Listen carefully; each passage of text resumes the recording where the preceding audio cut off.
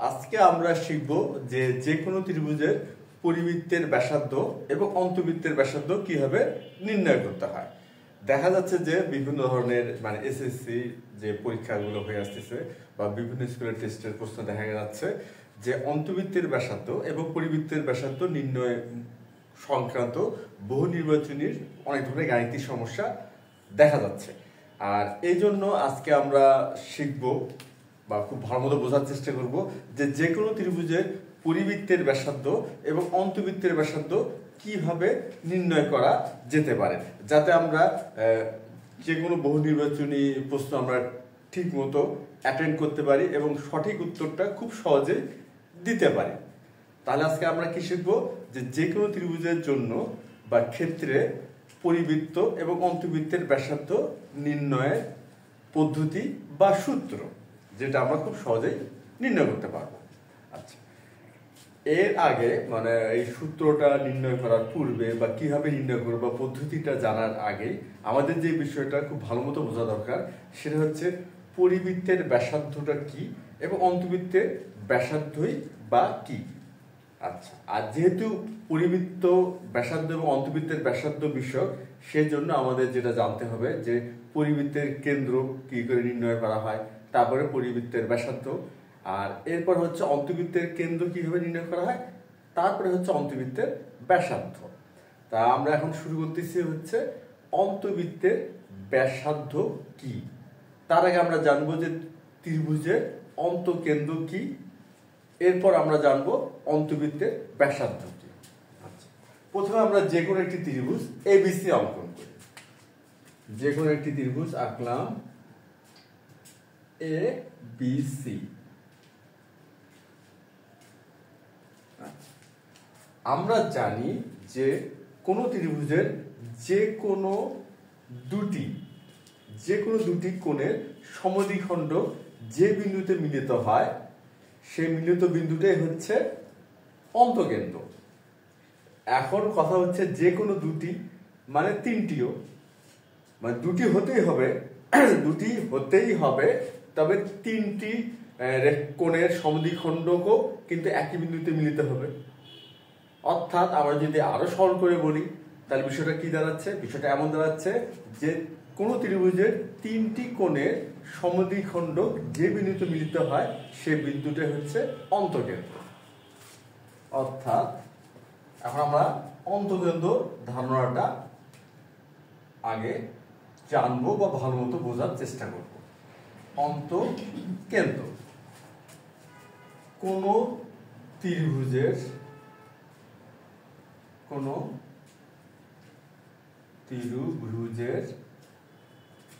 যে কোনো দুটি কোণের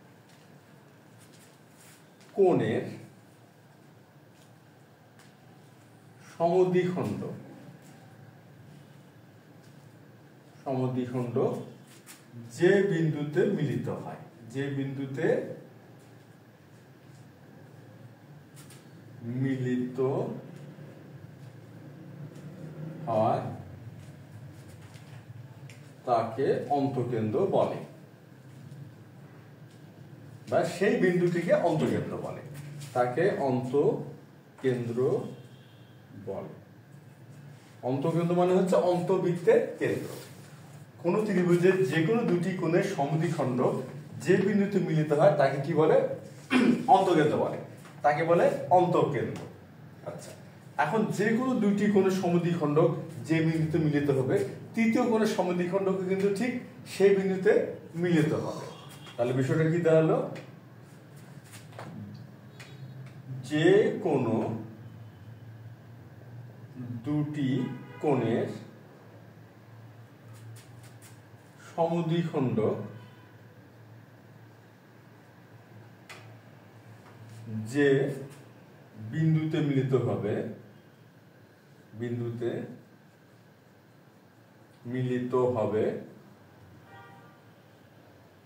তৃতীয় কোণটির সমদ্বিখণ্ডকও সেই বিন্দুতে মিলিত হবে। তৃতীয় কোণটির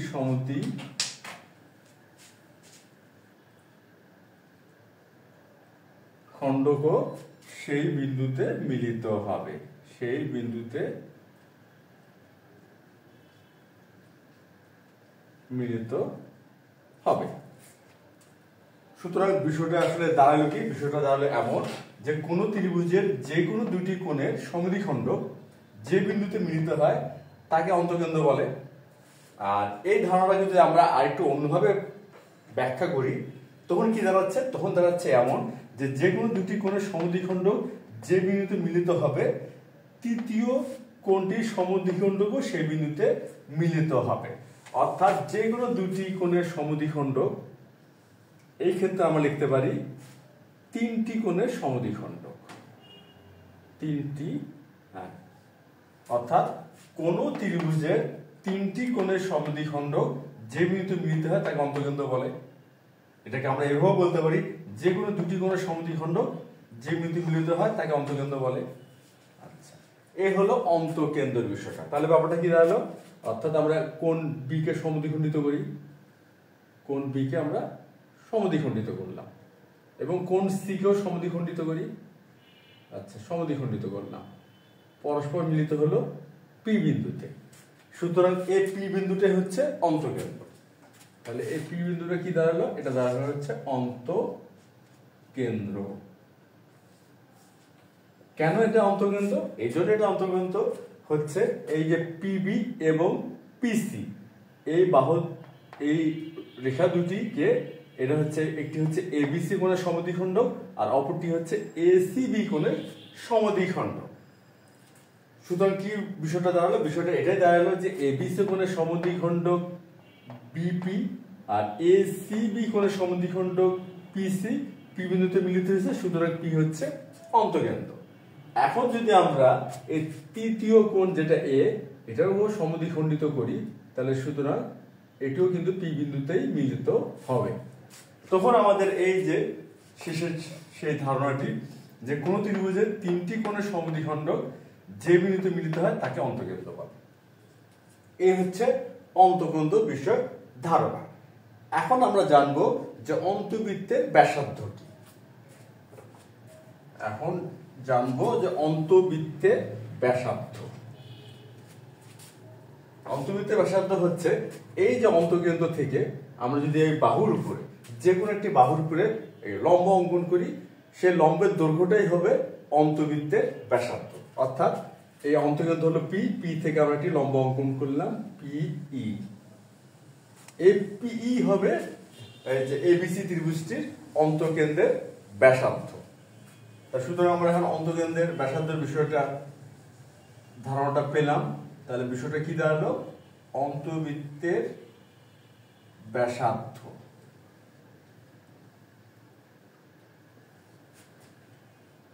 অন্তঃকেন্দ্র হতে যে কোনো বাহুর উপর অঙ্কিত লম্বের দৈর্ঘ্যই হবে, অঙ্কিত লম্বের দৈর্ঘ্যই হবে অন্তবৃত্তের ব্যাসার্ধ। অন্তবৃত্তের ব্যাসার্ধ। বিষয়টা কি দাঁড়ালো? বিষয়টা দাঁড়ালো এমন যে অন্তঃকেন্দ্র হতে, যেমন অন্তঃকেন্দ্র পি হতে যে কোনো বাহুর উপর, এখানে আমরা অঙ্কন করলাম বিসি বাহুর উপর অঙ্কিত লম্বের দৈর্ঘ্য, লম্ব অঙ্কন করছি পি, তার দৈর্ঘ্য হচ্ছে পি, দৈর্ঘ্যই হবে অন্তবৃত্তের ব্যাসার্ধ। যে কোনো বাহু বলা হয়েছে, কি বলা হয়েছে? যে কোনো বাহু। সুতরাং আমরা পি হতে এবি এর উপরে একটি লম্ব অঙ্কন করতে পারি, আঁকি, এটা হলো এফ। আবার পি হতে এই এসি বাহুর উপরেও কিন্তু একটি লম্ব অঙ্কন করা যাবে। আচ্ছা, পি হতে একটি লম্ব অঙ্কন করলাম, এটা ধরে নিচ্ছি ডি পিডি। তা সুতরাং এই হচ্ছে পিডি, পিএফ আর পিই, এর তিনটি হচ্ছে অন্তবৃত্তের ব্যাসার্ধ।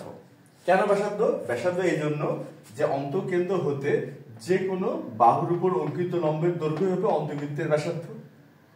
আর লম্বের দৈর্ঘ্য, সুতরাং পি হতে বিসি বাহুর লম্ব অঙ্কন করছি পি, তাহলে পি, আবার পি হতে এবি বাহুর উপর লম্ব অঙ্কন করা হচ্ছে পিএফ, এটা হচ্ছে পিএফ, আর পি হতে এসি বাহুর উপর লম্ব অঙ্কন করা হচ্ছে পিডি, পিডি। সুতরাং ব্যাপারটা কি দাঁড়ালো, এই হচ্ছে পি লম্ব হচ্ছে বিসি, আর এখানে দাঁড়াচ্ছে হচ্ছে পিএফ লম্ব এবি, আর এখানে দাঁড়াচ্ছে হচ্ছে পিডি লম্ব এসি। সুতরাং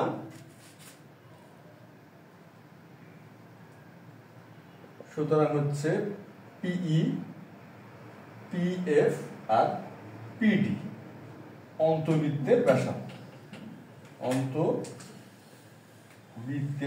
ব্যাসার্ধ। আর যেহেতু এগুলো অন্তবৃত্তের ব্যাসার্ধ তাহলে অবশ্যই সমান হবে, স্বাভাবিক, এই হচ্ছে সমান। আর অন্তবৃত্তের ব্যাসার্ধকে আমরা স্মল আর দ্বারা প্রকাশ করলাম, যে লম্বের দৈর্ঘ্যটাকে কি দ্বারা প্রকাশ করলাম, স্মল আর দ্বারা। ধরে নিলাম এই যে অঙ্কিত যে লম্ব পিএফ, পিএফ এবং পিডি এদের দৈর্ঘ্য হচ্ছে আর, সুতরাং এই ক্ষেত্রে আর হচ্ছে অন্তবৃত্তের ব্যাসার্ধ। তাই এই হচ্ছে ছিল অন্তকেন্দ্র এবং অন্তবৃত্তের ব্যাসার্ধের ধারণা। এখন কথা হচ্ছে আমরা কিভাবে এই যে ব্যাসার্ধের মানটা নির্ণয় করব, অর্থাৎ অন্তবৃত্তের ব্যাসার্ধ মান বা পরিমাপ কিভাবে করব। এখন আমরা শিখব অন্তবৃত্তের ব্যাসার্ধ পরিমাপ। আচ্ছা, এখন আমাদের আলোচ্য বিষয় হবে অন্তবৃত্তের ব্যাসার্ধের পরিমাপ, অন্তবৃত্তের ব্যাসার্ধ আর নির্ণয়।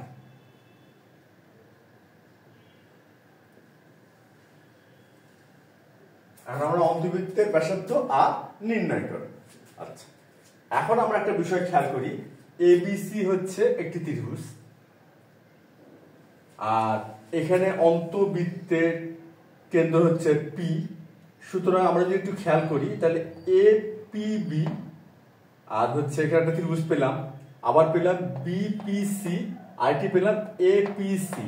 সুতরাং এই যে তিনটি ত্রিভুজ পেলাম, এই তিনটি ত্রিভুজের ক্ষেত্রফল যোগ করলে আমরা পাবো ত্রিভুজ এবিসি এর ক্ষেত্রফল।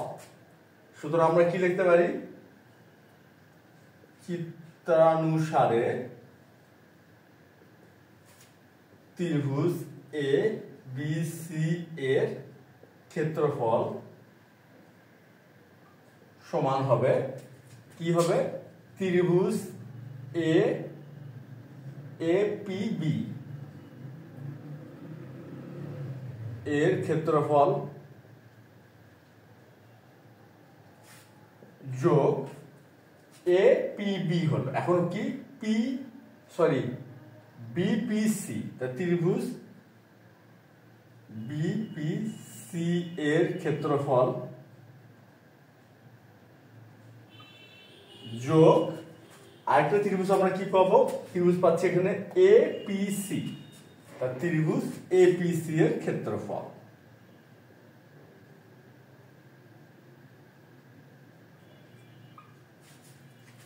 সুতরাং বিষয়টা কি দাঁড়ালো, বিষয়টা দাঁড়ালো এমন যে ত্রিভুজ এবিসি এর ক্ষেত্রফল হবে, এই যে তিনটি ত্রিভুজ উৎপন্ন হলো, এই তিনটি ত্রিভুজ কি করে পেলাম, এই তিনটি ত্রিভুজ পেলাম, এটা হচ্ছে এই যে অন্তকেন্দ্র পি এবং এই যে সমদ্বিখণ্ড হলো এপি, আর এখানে হলো বিপি। সুতরাং এখানে একটা ত্রিভুজ পাওয়া গেল হচ্ছে এপিবি, অনুরূপভাবে ত্রিভুজ পাওয়া গেল হচ্ছে বিপিসি, আর আরেকটি ত্রিভুজ পাওয়া গেল এপিসি। এই তিনটা ত্রিভুজ যদি আমরা যোগ করি, অর্থাৎ ত্রিভুজের ক্ষেত্রফল যদি আমরা যোগ করি, সুতরাং সম্পূর্ণ ত্রিভুজ এবিসি এর ক্ষেত্রফল পাওয়া যাবে, আমরা তাই লিখলাম। আচ্ছা, এখন কথা হচ্ছে যে কোনো ত্রিভুজের ক্ষেত্রফলের সূত্র আমরা জানি হাফ গুণন ভূমি গুণন উচ্চতা, হাফ গুণন ভূমি গুণন উচ্চতা।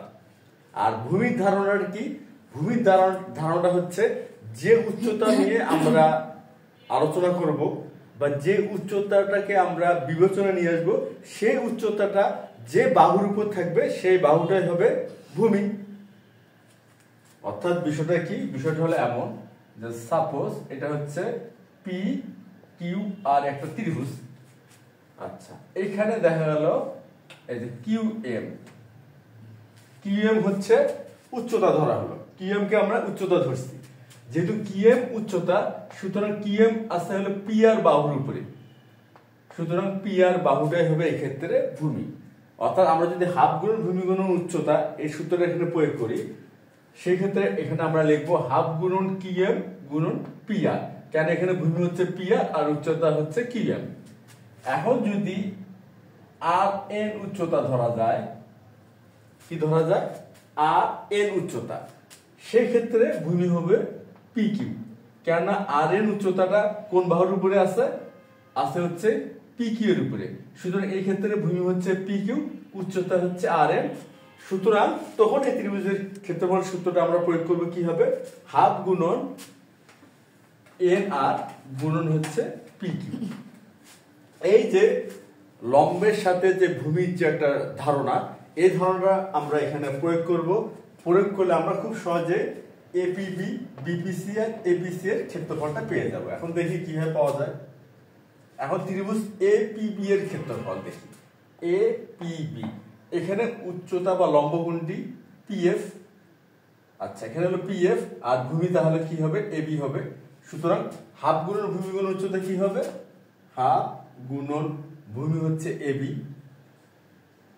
আর উচ্চতা কি হবে, উচ্চতা হবে হচ্ছে পিএফ। তাহলে আমরা এপিবি এর ক্ষেত্রফলটা পেলাম। প্লাস এখন হচ্ছে বিপিসি এর ক্ষেত্রফল, বিপিসি এর ক্ষেত্রফল। আচ্ছা, এখানটায় ভূমি হবে কি বিসি। কেন ভূমি বিসি হবে, যেহেতু পি হচ্ছে লম্ব বা উচ্চতা, সুতরাং ক্ষেত্রফলটা কি হচ্ছে হাফ গুণন ভূমি হচ্ছে বিসি, আর ভূমি হচ্ছে বিসি আর উচ্চতা হলো পিই। প্লাস এখন হলো ত্রিভুজ এপিসি এর ক্ষেত্রফল, এপিসি। আর এপিসি এর ক্ষেত্রফলটা আমরা কি করে পাবো, এখানে ভূমি হবে কোনটি, এসি হবে। কেন এসি ভূমি, যেহেতু পিডি হচ্ছে লম্ব বা উচ্চতা, সুতরাং এখানে ক্ষেত্রফলটা কি হবে, হাফ গুণন আমাদের ভূমি হচ্ছে এখানে এসি গুণন আমাদের লম্ব বা উচ্চতা হচ্ছে পিডি। আমরা কিন্তু এই তিনটি ত্রিভুজের ক্ষেত্রফলের যে সূত্র আমরা পেয়ে গেলাম। আচ্ছা, এখন আমরা একটা বিষয় খেয়াল করি, এখানে হাফ আছে, এখানে হাফ আছে, এখানে হাফ আছে, তাহলে অনায়াসে আমরা হাফ কমন নিতে পারি। আচ্ছা, হাফ কমন নিলাম। আর আরেকটি বিষয় আমরা খেয়াল করি যে এই যে পিএফ, এই যে পিডি এবং পিই, এই তিনটি হচ্ছে কি অন্তবৃত্তের ব্যাসার্ধ। এরা কারা, অন্তবৃত্তের ব্যাসার্ধ। এই যে এরা যেহেতু লম্ব, অন্তবৃত্তের ব্যাসার্ধ। আচ্ছা, আর অন্তবৃত্তের ব্যাসার্ধ সমান আমরা কি ধরছি, আর ধরছি। অর্থাৎ পিএফ পিই এবং পিডি সবগুলো হচ্ছে আর। সুতরাং আমরা এখানে কি করতে পারি, হাফ আর কমন নিতে পারি, হাফ আর কমন নিতে পারি। আচ্ছা, আমরা এক কাজ করতে পারি, এই মুহূর্তে কমনটা না নিয়ে আগে আমরা কি করি, পিএফ পিই এবং পিডি এর স্থলে এদের যে মানটা আমরা ধরে নিচ্ছি পি পিএফ পিডি সমান আর, আরটা স্থাপন করি, তারপর আমরা একবারে হাফ আর কমন নিব। সেক্ষেত্রে মানে আমাদের বুঝতে বেশি সহজ লাগবে। এখন তাহলে আমরা লিখি হাফ গুণন এবি। আচ্ছা, সেই সাথে আমরা আরেকটা বিষয় খেয়াল করি, এ বি এটা হচ্ছে সি কোণের বিপরীত বাহু, অতএব এর পরিমাপটাকে আমরা স্মল সি দ্বারা প্রকাশ করতে পারি। আবার বিসি এটা হচ্ছে এই কোণের বিপরীত বাহু, সুতরাং এটাকে আমরা স্মল এ দ্বারা প্রকাশ করতে পারি বিসি বাহুকে। আর বি কোণের বিপরীত বাহু হচ্ছে এসি, সুতরাং এটাকে আমরা স্মল বি দ্বারা প্রকাশ করতে পারি এসি কে। তাহলে বিষয়টা কি দাঁড়ালো, বিষয়টা দাঁড়ালো হচ্ছে এবি সমান সমান হলো এ, বিসি সমান সমান এবি সমান সমান হবে সি, আর বিসি সমান সমান হবে স্মল এ, আর এসি সমান সমান হবে স্মল বি। এখন আমরা এই মানগুলো এখানে স্থাপন করতে পারি।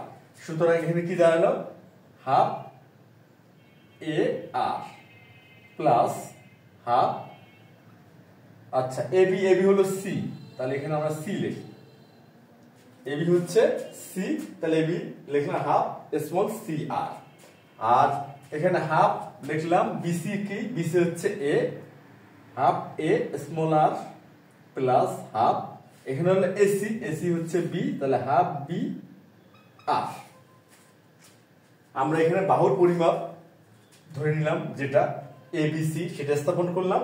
আর অন্তবৃত্তের ব্যাসার্ধ ধরে নিচ্ছি আর, তা অন্তবৃত্তের ব্যাসার্ধের স্থলে কি লিখলাম, যেটা কিনা হচ্ছে তিনটি ত্রিভুজের আলাদা করে লম্ব হয় বা উচ্চতা হয়, সেটা আবার এবিসি ত্রিভুজের অন্তবৃত্তের ব্যাসার্ধ, যেটা কিনা হচ্ছে আর, সেখানে আর স্থাপন করলাম। সুতরাং আমরা এক্ষেত্রে পেলাম হাফ সি আর প্লাস হাফ এ আর প্লাস হাফ আর, হাফ বি আর। এখন আমরা হাফ আর কমন নিব, কমন নিলে এখানে হবে সি প্লাস এ প্লাস বি।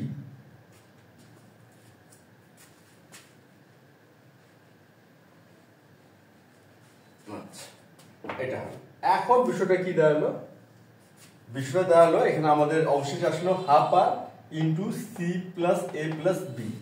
আমরা জানি যে ত্রিভুজের পরিসীমা, ত্রিভুজের পরিসীমা হচ্ছে তিন বাহুর দৈর্ঘ্যের সমষ্টি। তাহলে ত্রিভুজের পরিসীমা তিন বাহুর দৈর্ঘ্যের সমষ্টি সমান হচ্ছে তিন বাহুর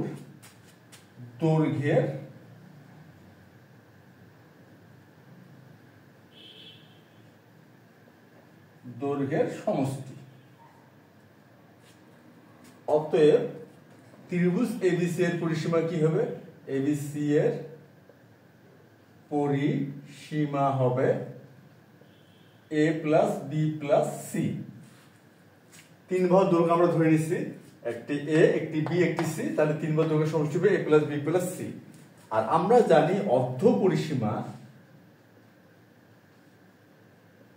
পরিসীমাকে প্রকাশ করা হয় এস দ্বারা, অর্ধ পরিসীমাকে প্রকাশ করা হয় এস দ্বারা, এটা আমরা জানি, এটা ব্যবহার করে থাকি।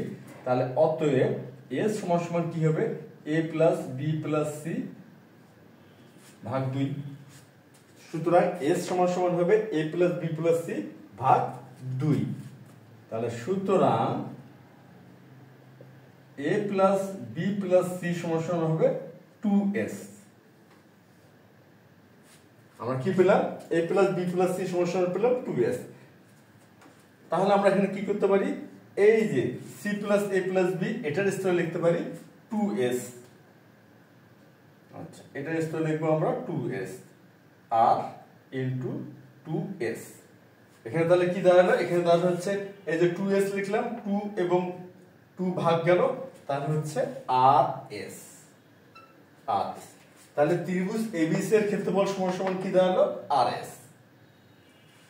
আচ্ছা,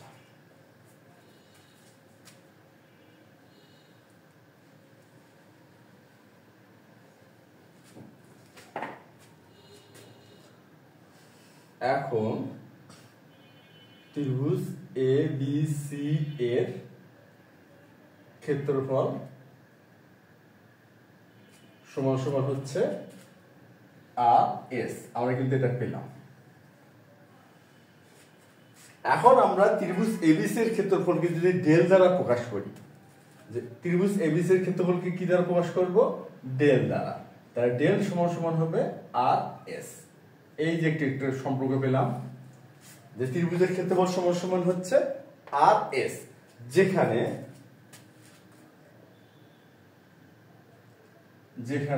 ডেল সমান সমান হবে প্রদত্ত ত্রিভুজটির ক্ষেত্রফল, প্রদত্ত ত্রিভুজটির ক্ষেত্রফল আর অন্তবৃত্তের ব্যাসার্ধ, অন্তবৃত্তের ব্যাসার্ধ, আর এস হবে অর্ধ পরিসীমা, অর্থাৎ এ প্লাস বি প্লাস সি ভাগ 2। আচ্ছা, এই যে বিষয়টা দাঁড়াইলো বা এই যে আমরা সম্পর্কটা দাঁড় করাতে পারলাম, এই সম্পর্কের মাধ্যমে আমরা অনায়াসে যে কোনো ত্রিভুজের অন্তর্বৃত্তের ব্যাসার্ধ নির্ণয় করতে পারবো। আশা করি এই বিষয়টা তোমরা সবাই বুঝতে পারছো যে কিভাবে যে কোনো ত্রিভুজের অন্তর্বৃত্তের ব্যাসার্ধ নির্ণয় করা যেতে পারে। এটা আমরা গাণিতিক ব্যাখ্যার সাহায্যে বিষয়টা বোঝার চেষ্টা করলাম, আর এই ধারণাটা আমরা ব্যবহার করে খুব সহজে অন্তর্বৃত্তের ব্যাসার্ধ নির্ণয় করতে পারবো। এখন আমরা আলোচনা করব পরিবৃত্তের ব্যাসার্ধ নির্ণয় পদ্ধতি, অর্থাৎ যে কোনো ত্রিভুজের পরিবৃত্তের ব্যাসার্ধ আমরা কিভাবে নির্ণয় করব।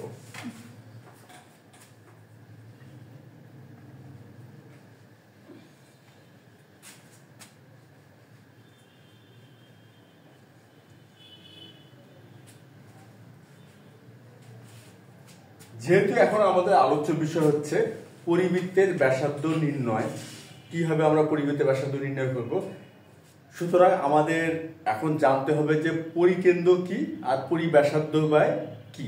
এখন আমরা জানবো পরিকেন্দ্র, ত্রিভুজের পরিকেন্দ্র, ত্রিভুজের পরিকেন্দ্র। প্রথমে আমরা এই ত্রিভুজের পরিকেন্দ্র বুঝতে যে প্রথমে আমরা যে কোনো একটি ত্রিভুজ এবিসি অঙ্কন করি।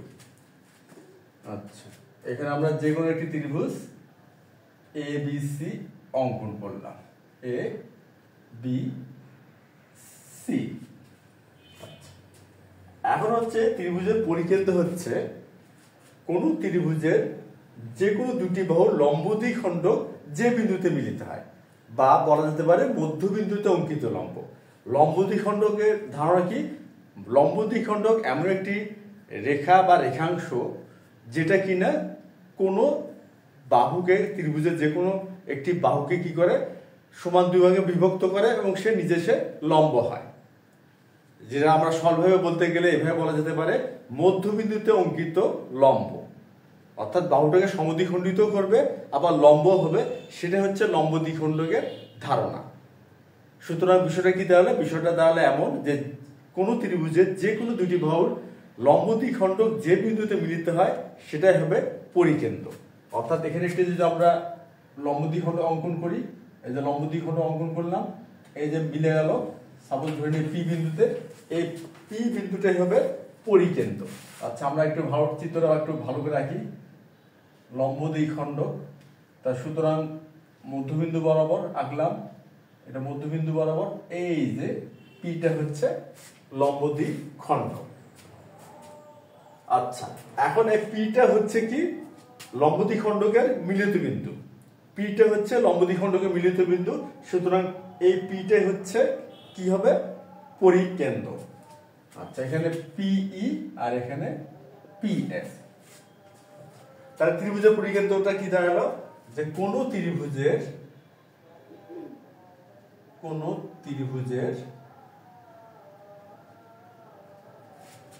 যে কোনো দুটি বাহুর লম্ব দ্বিখণ্ডক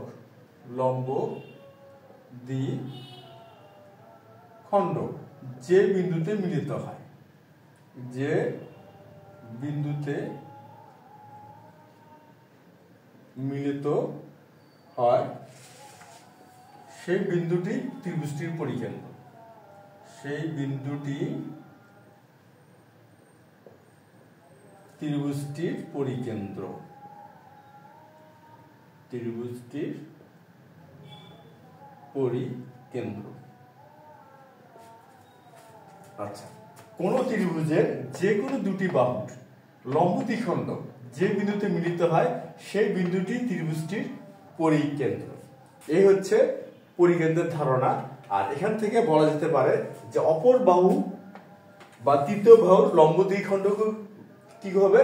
একই বিন্দুতে মিলিত হবে। তার তৃতীয় বাহুর লম্ব দ্বিখণ্ডক একই বিন্দুতে মিলিত হবে, এটা নিশ্চিতভাবে বলা যায়। অর্থাৎ আমরা এভাবেও যদি বলি যে কোনো ত্রিভুজের তিনটি বাহুর লম্ব দ্বিখণ্ডক যে বিন্দুতে মিলিত হয় সেই বিন্দুটাই হচ্ছে ওই ত্রিভুজটির পরিকেন্দ্র, তাতেও কোনো সমস্যা নেই। যে কোনো দুটি বাহু লম্ব দ্বিখণ্ডক যে বিন্দু মিলিত হবে, ডেফিনেটলি তৃতীয় বাহু লম্ব দ্বিখণ্ডকও সেই বিন্দুতেই মিলিত হবে। এই হচ্ছে পরিকেন্দ্রের ধারণা। আর হচ্ছে পরিব্যাসার্ধ। এখন আমরা শিখব পরিব্যাসার্ধ বা পরিবৃত্তের ব্যাসার্ধ। আমরা এইভাবে লিখি পরিবৃত্তের ব্যাসার্ধ।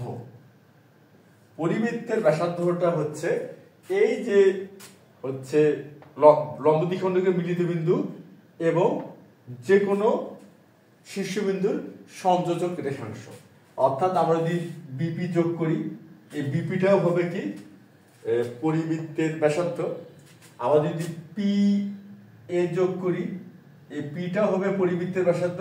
আমরা যদি পিসি যোগ করি, এই পিসিও হবে পরিবৃত্তের ব্যাসার্ধ। সুতরাং পরিবৃত্তের ব্যাসার্ধের ধারণাটা কি দাঁড়ালো, যে পরিবৃত্তের ব্যাসার্ধের ধারণাটা দাঁড়ালো হচ্ছে পরিকেন্দ্র এবং যে কোনো শীর্ষবিন্দুর সংযোজক রেখাংশ। সংযোজক রেখাংশ। পরিবৃত্তের ব্যাসার্ধ দাঁড়ালো কি পরিকেন্দ্র এবং যে কোনো শীর্ষবিন্দুর সংযোজক রেখাংশই হবে ত্রিভুজটির পরিব্যাসার্ধ বা পরিবৃত্তের ব্যাসার্ধ। ত্রিভুজটির পরিবৃত্তের ব্যাসার্ধ।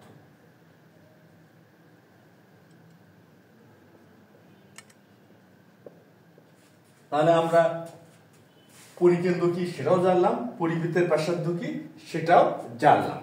এখন আমাদের যে মূল বিষয়টা ছিল সেটা কি ছিল, সেটা হচ্ছে এই যে পরিবৃত্তের ব্যাসার্ধ সেটার আমরা কিভাবে নির্ণয় করব, অর্থাৎ যে কোনো ত্রিভুজের পরিবৃত্তের ব্যাসার্ধ কিভাবে নির্ণয় করব। এখন সেটা নিয়েই আমরা আলোচনা করব এবং গাণিতিকভাবে দাঁড় করানোর চেষ্টা করব আসলে আমরা কিভাবে যে কোনো ত্রিভুজের পরিবৃত্তের ব্যাসার্ধ নির্ণয় করতে পারি।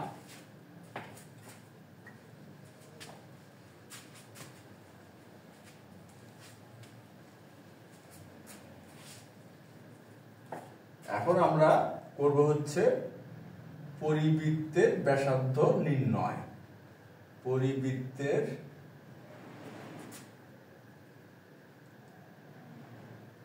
ব্যাসার্ধ নির্ণয়।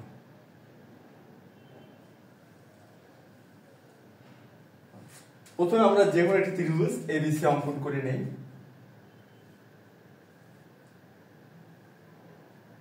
এ বি সি। আমরা জানি যে কোন ত্রিভুজের দুই বাহু এবং তার অন্তর্ভুক্ত কোণ দেওয়া থাকলে ত্রিভুজের ক্ষেত্রফল নির্ণয়ের সূত্রটা আমরা কিন্তু জানি। সেটা কি হবে, সেটা হবে যেমন ত্রিভুজ এবিসি এর ক্ষেত্রফল যে কোনো দুই বাহু এবং উহার অন্তর্ভুক্ত কোণ। ধরে নেই এবি এবং এসি, এটা হচ্ছে যে কোনো দুই বাহু। আচ্ছা, তারপরে আমরা একটি কাজ করে নেই, তাহলে আমাদের জন্য আরো সুবিধা হবে। সেই কাজটি কি, যে আমরা জানি যে কোণ, যে কোণ থাকে অর্থাৎ এই কোণ ধরলে দেখা যায় তার বিপরীত হলো বিসি। এই বিসি কে আমরা তাহলে প্রকাশ করি হচ্ছে স্মল এ দ্বারা। আর বি কোণের বিপরীত বাহু এসি, এটাকে আমরা প্রকাশ করি স্মল বি দ্বারা। আর সি কোণের বিপরীত বাহু এবি, এটাকে আমরা প্রকাশ করব হচ্ছে স্মল সি দ্বারা প্রকাশ করলাম।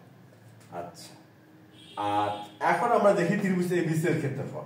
যদি আমরা এবি এবং এসি বাহু বিবেচনা করি, অর্থাৎ স্মল বি এবং স্মল সি এই দুটি বাহু, সেই ক্ষেত্রে আমাদের কোণটা হবে এ কোণ।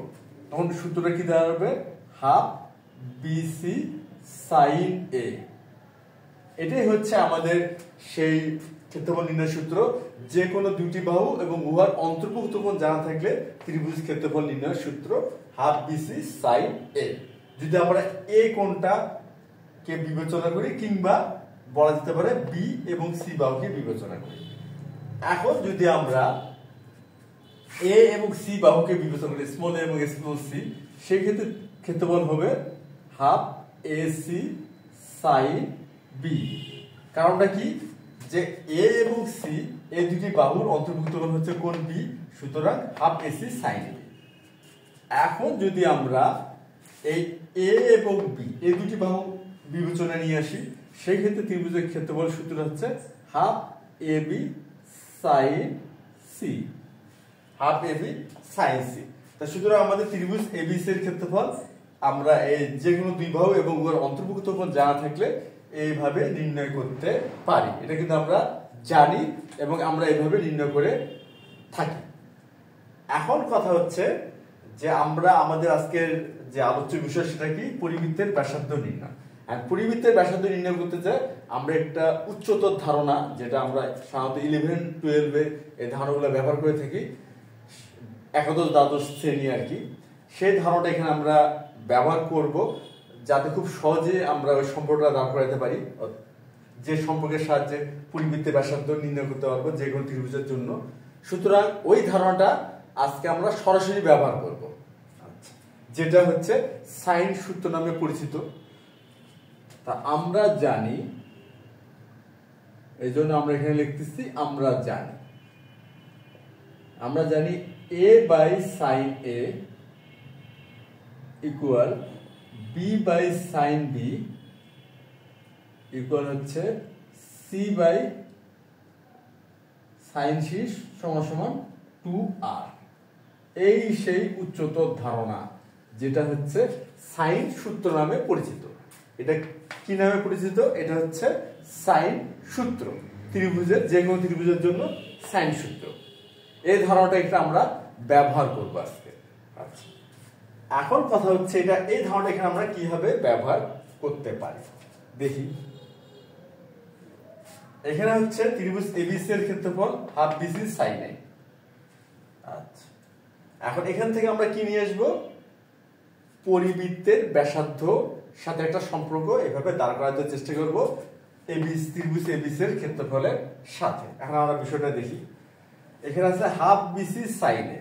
আচ্ছা, সাইন এ এখানে এ বাই সাইন এর সমান আমরা 2r লিখতে পারি, যেহেতু A by sine A equal হচ্ছে B by sine B equal C by sine C equal হচ্ছে 2r। সুতরাং এখানে আমরা লিখতে পারি এ বাই সাইন এ সমান 2r। তাহলে অতএব a বাই 2r সমান হচ্ছে সাইন এ। এটা কিন্তু আমরা ব্যবহার করতে পারি, a বাই 2r সমান সাইন এ। আর সাইন এর স্থলে আমরা লিখব a বাই 2r।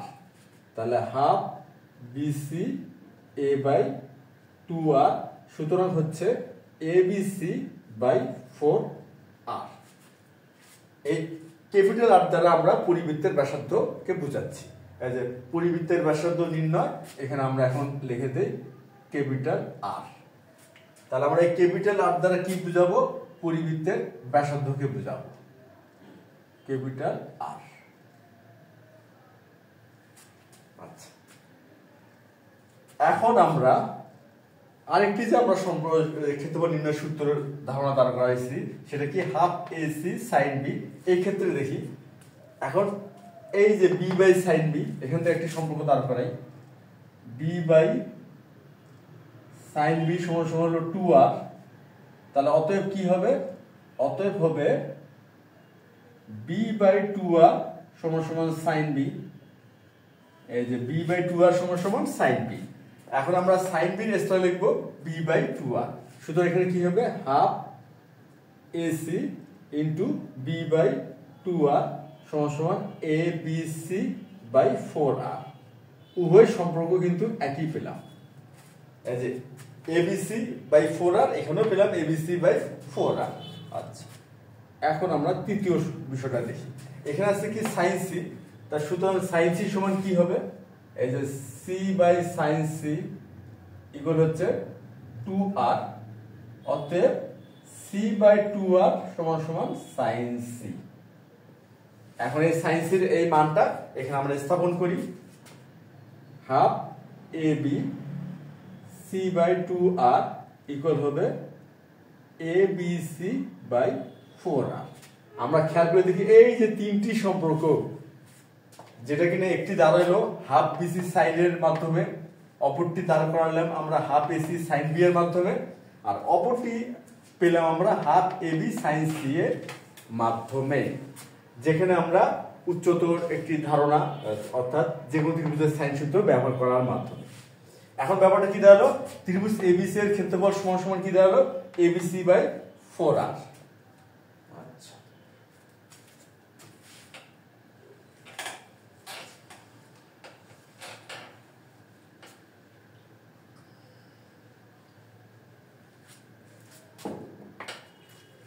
তাহলে ব্যাপারটা কি দাঁড়ালো, এখন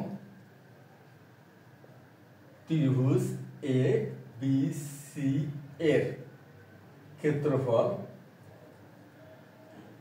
সমান সমান দাঁড়ালো হচ্ছে এ বি সি বাই 4r।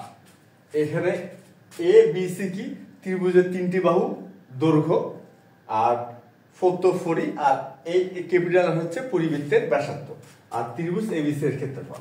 এখন ত্রিভুজের এবিসি এর ক্ষেত্রফল যদি আমরা ডেল দ্বারা প্রকাশ করি, তাহলে ডেল সমান সমান লেখা যাবে এবিসি বাই 4r। আমরা কিন্তু সম্পর্কটা দাঁড় করাতে পারলাম, সম্পর্কটা আমাদের দাঁড়ায় গেল। আমরা এই সম্পর্কটা ব্যবহার করে খুব সহজে যে কোনো ত্রিভুজের পরিবৃত্তের ব্যাসার্ধ নির্ণয় করতে পারি। আচ্ছা, এখানে আমরা একটু বর্ণনাটা দিয়ে দিই, যেখানে ডেল হবে প্রদত্ত ত্রিভুজটির ক্ষেত্রফল, প্রদত্ত ত্রিভুজটির ক্ষেত্রফল, আর এ বি সি হবে ত্রিভুজটির 3 বাহুর দৈর্ঘ্য, ত্রিভুজটির 3 বাহুর দৈর্ঘ্য, আর আর হবে পরিবৃত্তের ব্যাসার্ধ, পরিবৃত্তের ব্যাসার্ধ।